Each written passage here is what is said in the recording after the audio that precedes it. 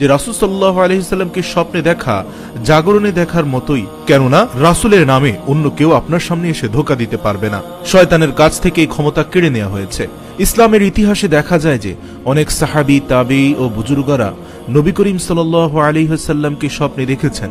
ইসলামের বিধান হলো নবী করিম সাল্লাল্লাহু আলাইহি ওয়াসাল্লামকে স্বপ্নে দেখা বাস্তবে দেখার মতো, কেননা শয়তান কখনো নবীজির আকৃতি ধারণ করতে পারে না।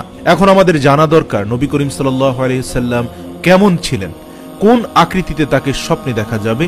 শামায়েলে তিরমিজির বর্ণনায় নবী করিম সাল্লাল্লাহু আলাইহি ওয়াসাল্লামের আকার আকৃতি বর্ণনা দেয়া হয়েছে এভাবে: তিনি ছিলেন মানানসই দীর্ঘদেহী, তার গায়ের রং দুধে আলতায় মিশ্রিত গোলাপের মতো, গোলগাল হালকা পাতলা চেহারা, ঘন দাড়ি, মুখগহ্বর প্রশস্ত, ঘাড় যেন রৌপ্য পাত্রের রক্ত ঢালা, কেশরাশি সামান্য কুকড়ানো বাবরি, মেদহীন সুঠাম দেহ, হাত পায়ের আঙ্গুলগুলো শক্তিশালী ও মজবুত, বাহু, কাঁধ ও বুকের উপরে পশম বিশিষ্ট অতিরিক্ত পশম মুক্ত শরীর, বুকে নাভি পর্যন্ত পশমের দীর্ঘ রেখা, দুই কাঁধের মাঝখানে মোহরে নবুওয়াত, মাথা ও অস্থি বন্ধনীগুলো কিছুটা বড় সড়, প্রশস্ত ললাট, চক্ষু গোলক ডাগর ডাগর, চোখের মনি কুচকুচে কালো, পাপড়ি লম্বাটে, ভুরুযুগল অমিলিত, প্রশস্ত ঘন, ভ্রুদয়ের মাঝখানে প্রস্ফুটিত একটা রগ যা রাগের সময় স্ফীত হতো, উন্নত চকচকে নাসিকা, দাঁতগুলো বিযুক্ত রূপার গাঁথনি, এক কথায় তার অপূর্ব রূপ মাধুর্য বর্ণনান্বিত।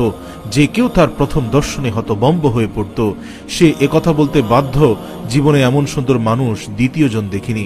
নবী করিম সাল্লাল্লাহু আলাইহি ওয়াসাল্লামকে স্বপ্নে দেখতে হবে ঈমান অবস্থায়। পূর্ণ ইসলাম পালনকারী ও সুন্নাতের অনুসারী কেবল তাকে দেখতে পারবেন। এছাড়া কেউ নবী করিম সাল্লাল্লাহু আলাইহি ওয়াসাল্লামকে দেখার দাবি করলে সেটা মিথ্যা দাবি হবে।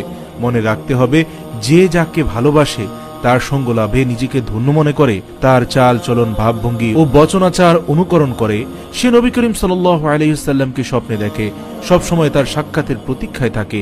এভাবেই যুগে যুগে হাজারো নবী প্রেমিক নবী করিম সাল্লাল্লাহু আলাইহি ওয়াসাল্লামকে স্বপ্নে দেখেছেন। প্রিয় দর্শক, হাদিসের মধ্যে এসেছে, হযরত রাদিয়া বিন কাব রাদিয়াল্লাহু বর্ণনা করেন, তিনি বলেন, আমি আল্লাহর রাসূলের খেদমতে রাত যাপন করতাম, তার ওযুর পানি এবং প্রয়োজনীয় অন্যান্য জিনিস হাজির করে দিতাম। একদিন তিনি আমাকে বললেন, তুমি আমার কাছে কিছু চাও? আমি বললাম, আমি জান্নাতে আপনার সাথে থাকতে চাই। তিনি বললেন, এছাড়া আর কিছু?